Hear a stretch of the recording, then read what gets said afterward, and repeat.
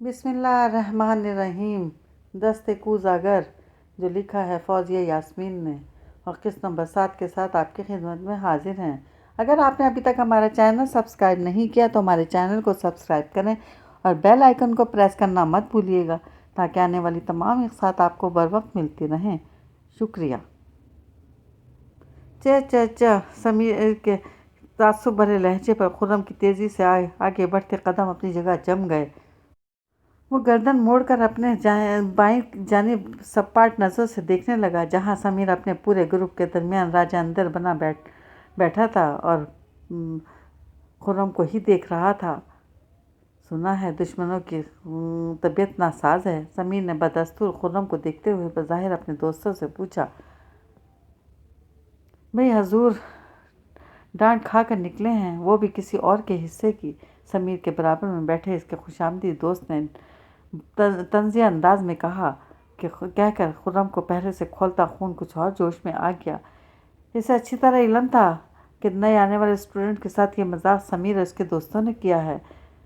خرم نے ان کا نام بھی ہیڈ آف ڈپارٹمنٹ کے سامنے لے دیا تھا، مگر آفس میں کسی نے اس کی بات پر دھیان ہی نہیں دیا اور تمیز اور شرافت پر ایک لیکچر دے کر اسے آفس سے چلے جانے کے لیے کہہ دیا۔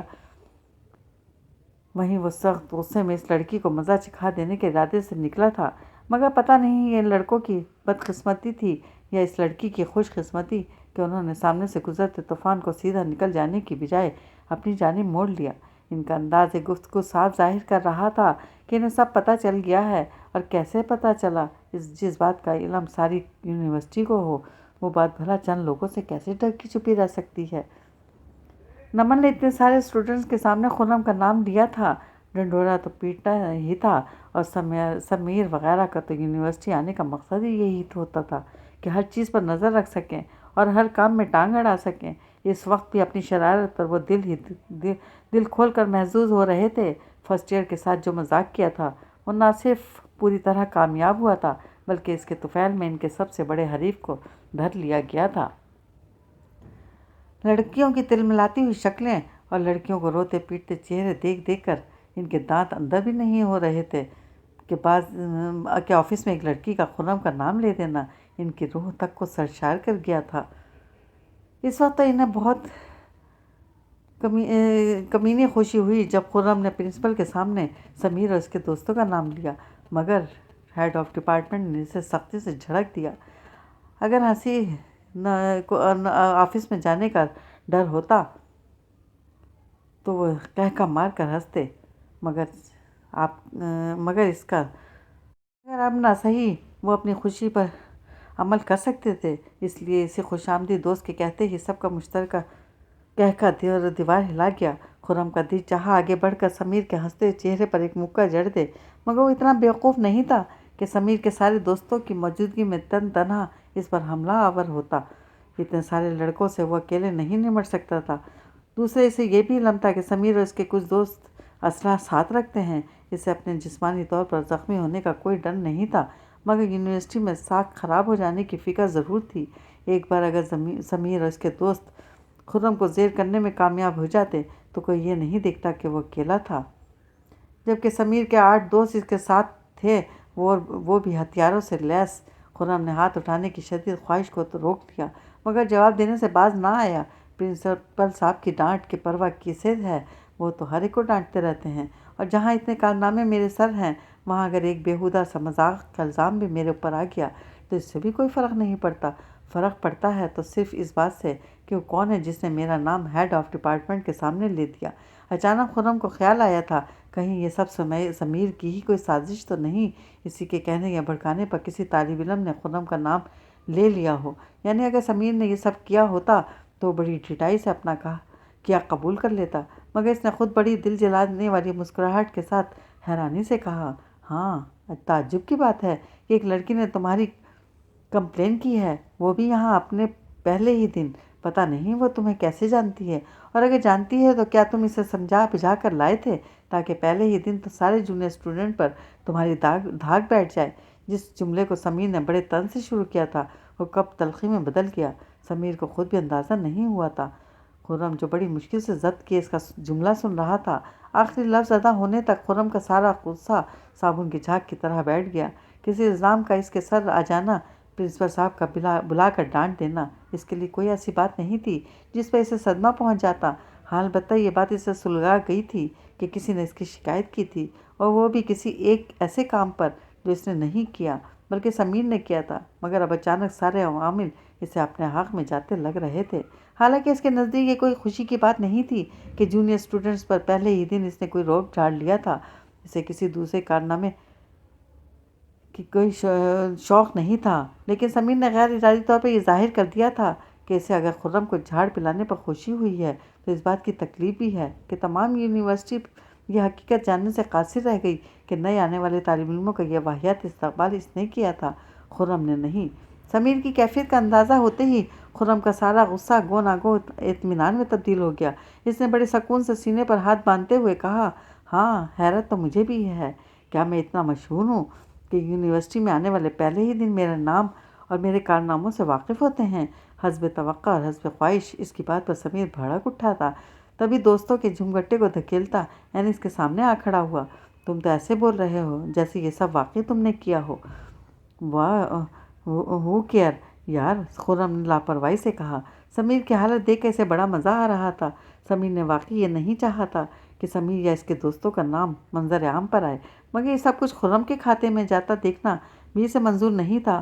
وہ تو یہ چاہتا تھا کہ لوگ ہفتوں یہ سوچ کر حیران ہوتے رہیں کہ یہ سب کس نے کیا تھا، جبکہ خرم کے بیچ میں آ جانے سے اسے لگ رہا تھا خرم کا نام خواہ مخواہ آنے والے اسٹوڈنٹس کے سامنے ہائی لائٹ ہو گیا۔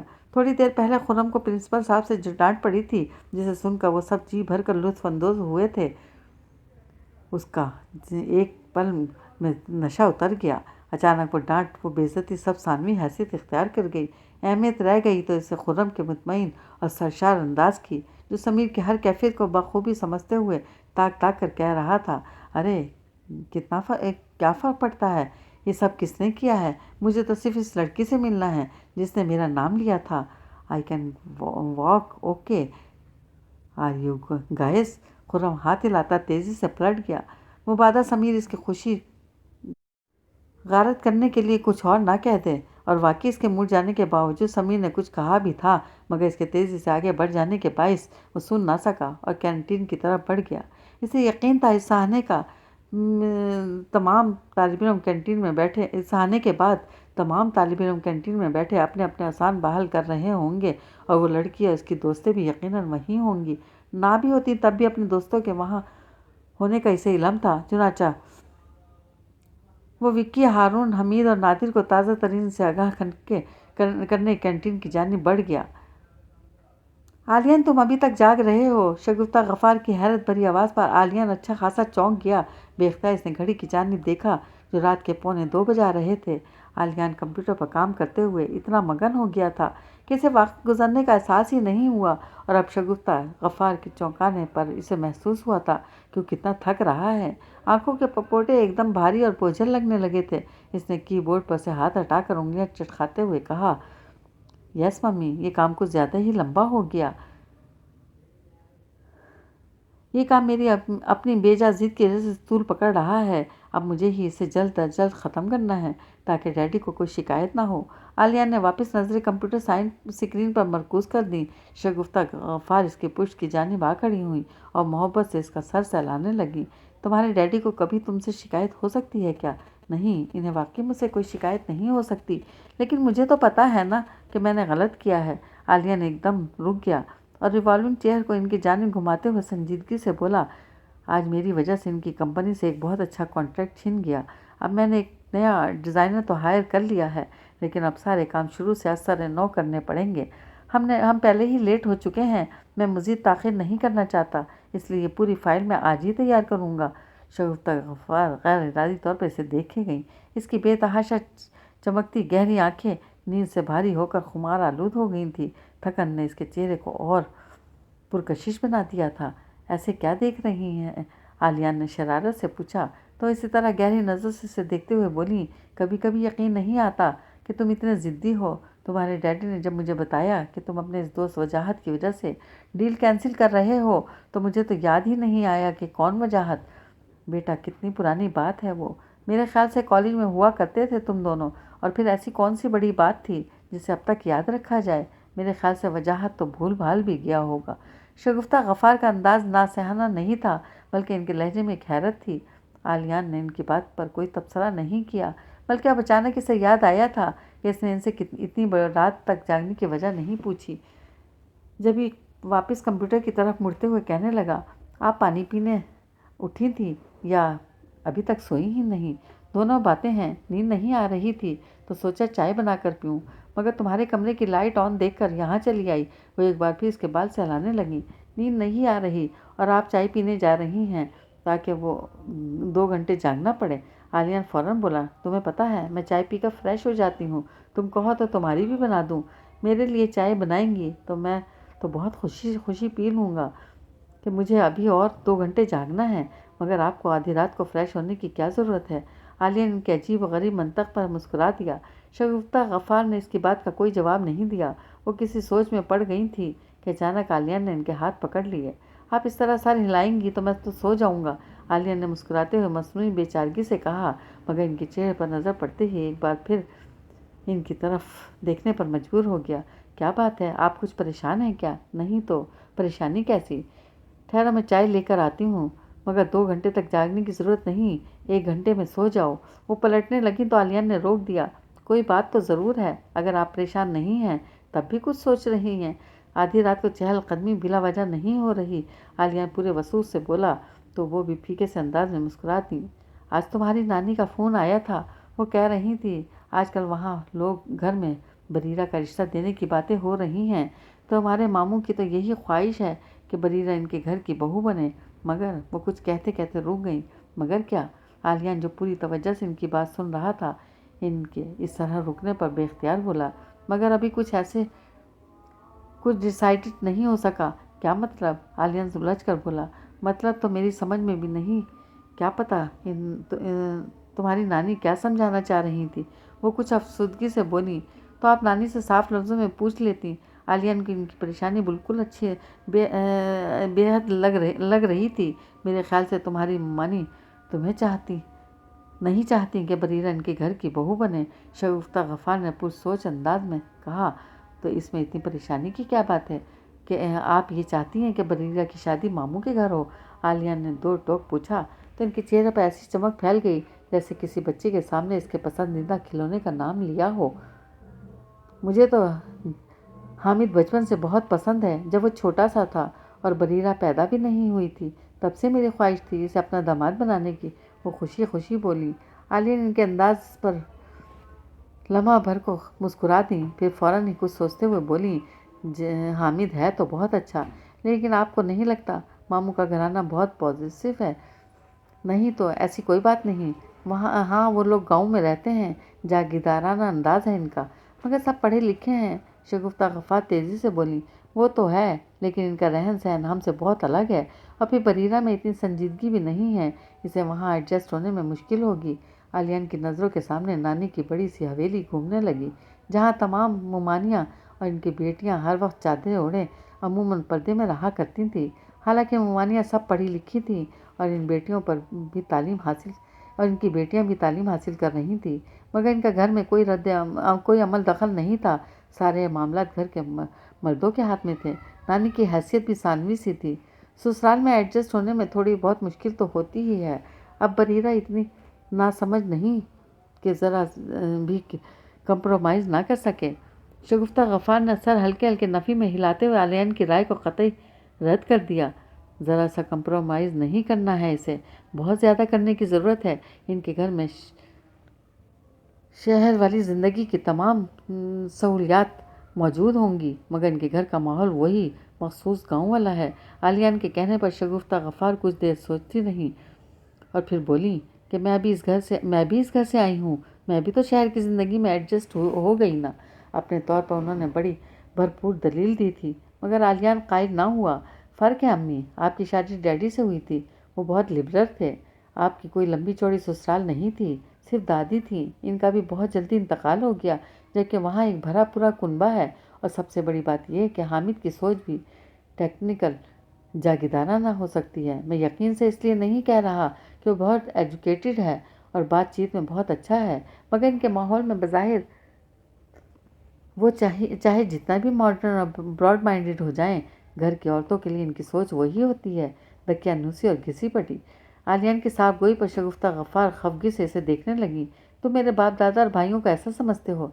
मैं तो सिरे से समझना ही नहीं चाहता, आलियान बर्जिस्ता बोला, बल्कि मज़ीद वजाहत करते हुए कहने लगा, मैं तो सिर्फ ये कह रहा हूँ, बरीरा अभी बहुत छोटी है, इसके लिए और रिश्ते आ जाएं और यहीं शहर की में मिल जाएं तो क्या ज़रूरत है इसे शादी करके दूर गांव भेजा जाए, वहाँ जहाँ एक ढंग का शॉपिंग सेंटर भी नहीं है। जबकि बरीरा शॉपिंग की कितनी शौकीन है, इसे तो कुछ भी नहीं खरीदना होता तब भी बाजार चली जाती है। इसके कहने पर वो बाकायदा नाराज़ हो गई। कुछ लम्हों के लिए तो खुर्रम भी गंग रह गया। नमल से जितनी बार भी सामना हुआ था, इसे हर बार बहुत जिद और साफ को लगी थी, मगर यूनिवर्सिटी में अपने सीनियर के सामने इतनी साफ गोई का मुजाहरा कर देगी, ये उम्मीद खुर्रम को बिल्कुल भी नहीं थी, वो भी अपने पहले ही दिन में। रिलैक्स यार, तुम तो आपे से बाहर हो गई, खुर्रम ने हल्के फुल्के अंदाज में ऐसे कहा जैसे बरसों की सनाशाई हो। फिर प्लेट की सबसे नज़दीकी मेज़ मौजूद एक लड़के से मुखातिब होते हुए बोला, ज़रा अपनी कुर्सी तो देना।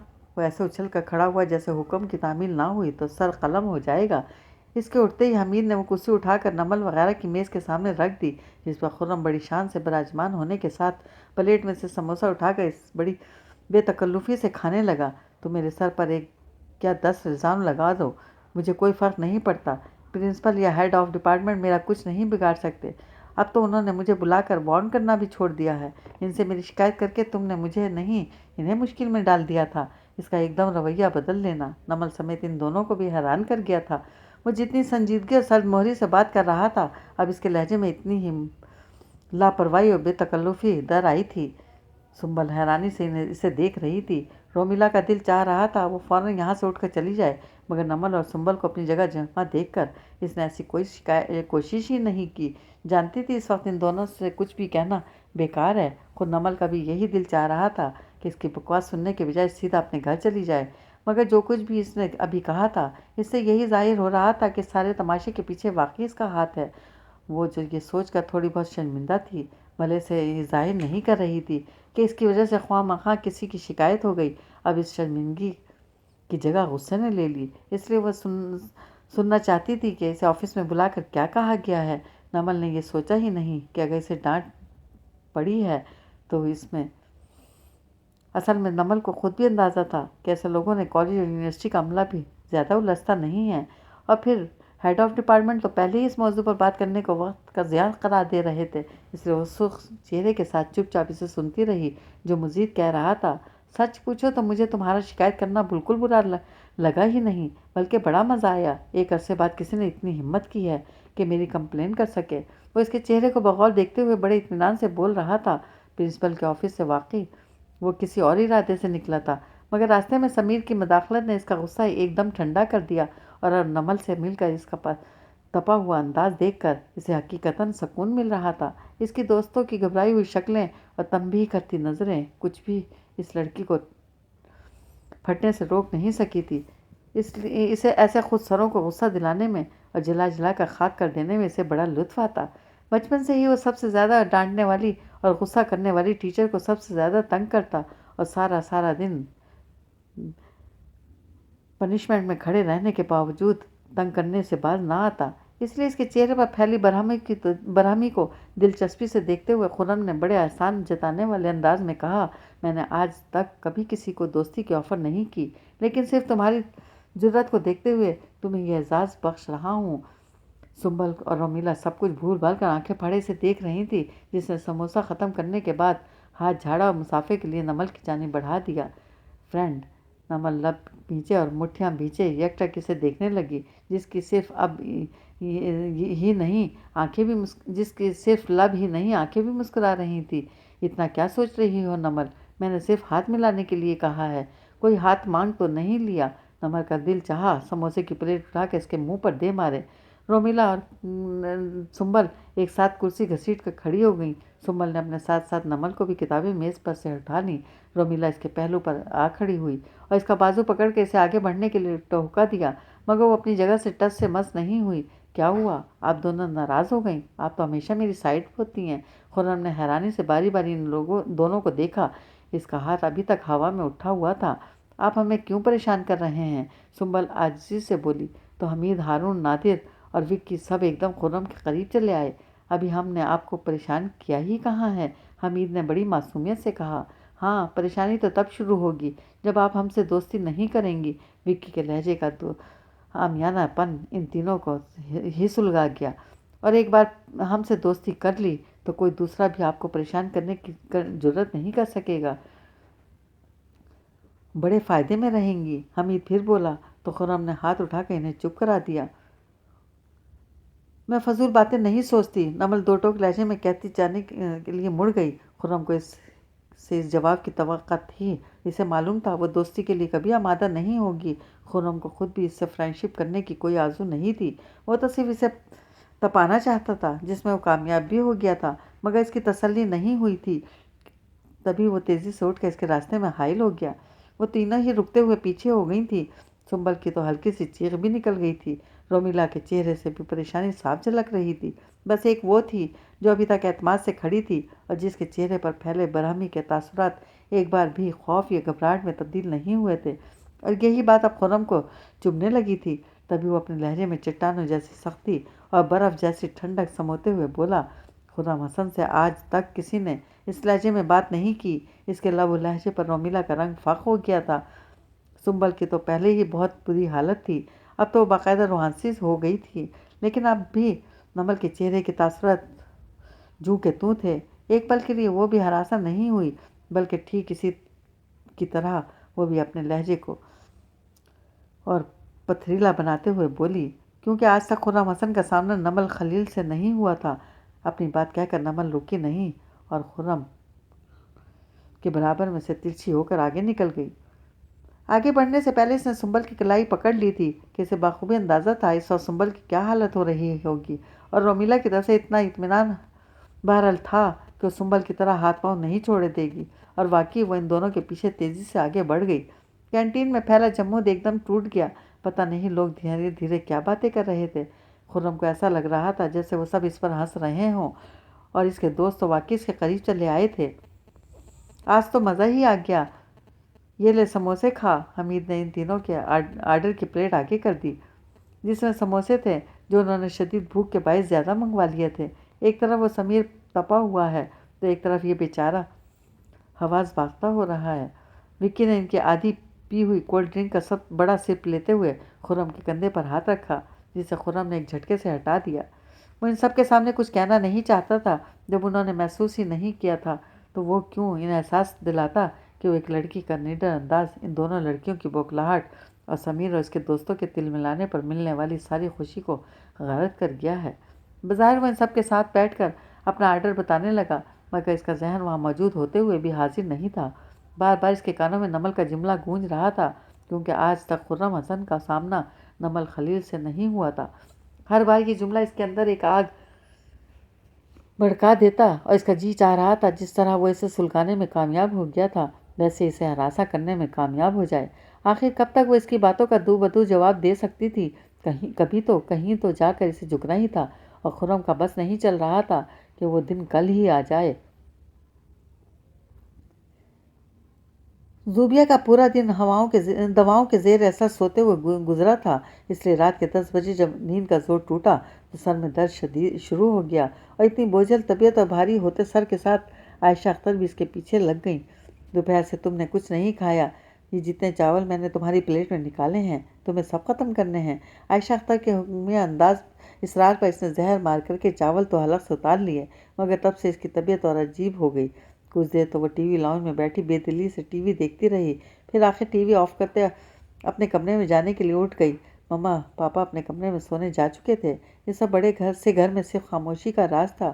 بلال اختر اور عائشہ اختر کا کمرہ نیچے تھا، جبکہ زوبیہ کا کمرہ اوپر بنا ہوا تھا، جہاں وہ کمرے میں موجود، مگر بلال اختر کو ہر وقت کا سیڑھیاں چڑھنا اترنا پسند نہیں تھا، اس لیے وہ نیچے رہنے کو ہی ترجیح دیتے تھے۔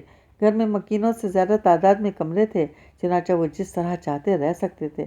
البتہ زوبیہ کا کمرہ شروع سے اوپر ہی تھا، وہ اوپر والے فلور پر بالکل تنہا رہتی تھی۔ اس وقت بھی گھر کی تمام مین لائٹس آف تھیں، صرف ہلکی پاور کی راہداری اور زینے کے بلب جل رہے تھے، اور یہ جدید انداز کے بنے بڑے سے زینے پر سست روی سے چلتی اپنے کمرے کی جانب بڑھ رہی تھی کہ تبھی اس کی نظر زینے کی آخری سیڑھی پر سب سے اوپر کی جانب اٹھ گئی اور وہ سہم کر رک گئی۔ اس سے چند قدم دوری پر ایک سفید رنگ کا سایہ سا لہرا رہا تھا، جیسے پانی میں کوئی عکس پڑ رہا ہو۔ اس کی ٹانگوں سے جان نکلنے لگی۔ ہزار بار کے دیکھے اس عکس کو ایک بار پھر دیکھ کر وہ آج بھی ایسے ہی خوفزدہ ہوتی تھی جیسے پہلی بار دیکھ رہی ہو۔ اس نے ریلنگ کو مضبوطی سے تھام لیا اور نیم تاریکی میں لہراتے اس سائے کو دیکھتے ہوئے ڈاکٹر شکیلہ کے کہے وہ جملے دہرانے لگی جو وقتاً فوقتاً انہوں نے مختلف سٹنگز میں کہے، بلکہ اسے رٹائے تھے۔ یہ صرف میرا وہم ہے، سامنے کوئی روح، کوئی سایہ نہیں ہے، یہ صرف میری نظر کا دھوکہ ہے۔ اگر میں خود کو یہ یقین دلا دوں کہ یہاں نہیں ہے تو یہ مجھے نظر نہیں آئے گا۔ وہ تیز تیز تمام جملے دہرا رہی تھی، مگر کسی بھی جملے کے سامنے لہراتا سایہ غائب نہیں ہوا، بلکہ اس لہراتے انداز میں وہ آگے بڑھتا اس کے نزدیک آنے لگا تو زوبیہ ایک دم پلٹ کر دوڑتی ہوئی عائشہ اختر کے کمرے کے دروازے پر جا پہنچی۔ اس کا پورا وجود کانپ رہا تھا کہ اتنی خوفزدہ کیفیت میں دروازے پر دستک دینے سے پہلے ہی اس کا ہاتھ ہوا میں رک گیا۔ وہ جانتی تھی بلال اختر اس طرح تو آدھی رات کو نیند سے جاگنے پر بہت بگڑیں گے۔ ان کے غصے کا سوچ کر وہ ہمت کر کے پلٹ کر زینے کی جانب دیکھنے لگی جہاں اب کوئی بھی نہیں تھا۔ اس نے دو چار گہری گہری سانسیں لے کر حواس بحال کرنے کی کوشش کی۔ اس کے ڈر میں خاطر خواہ کمی آ گئی، مگر اب بھی سیڑھی چڑھتے ہوئے اپنے کمرے میں اتنی ہمت نہیں تھی کہ وہ اپنے کمرے میں جا سکے۔ وہ کچھ دیر دروازے کے پاس کھڑی آہستہ آہستہ قدم اٹھاتی ٹی وی لاؤنج میں واپس آ گئی، جہاں وہ ابھی تھوڑی دیر پہلے بیٹھی تھی۔ یہاں سے بھی بڑا سا زینہ صاف دکھائی دے رہا تھا۔ وہ ایک صوفے کے کنارے پر ٹک کر زینے کو ایسے دیکھتی رہی جیسے ابھی کوئی اچانک وہاں سے اترتا ہوا چلا آئے گا، مگر 10 منٹ گزر گئے۔ اس کی آنکھیں ایک ہی زاویے پر دیکھتے دیکھتے دکھنے لگیں تو اس نے ایک بار پھر اٹھ کر اوپر جانے کا فیصلہ کیا۔ دراصل وہ یہاں نہیں سو سکتی تھی۔ بلال اختر اگر اس کے اٹھنے سے پہلے اٹھ جاتے تو اسے یہاں سوتا دیکھ کر بہت بگڑتے۔ ان معاملوں میں بہت باصول تھے، ایسی بد نظمی ان سے بالکل برداشت نہیں ہوتی تھی، اور اگر وہ یہ بتاتی کہ وہ ڈر رہی تھی اس لیے یہاں لیٹ گئی، تب تو وہ بالکل ہی آپے سے باہر ہو جاتے۔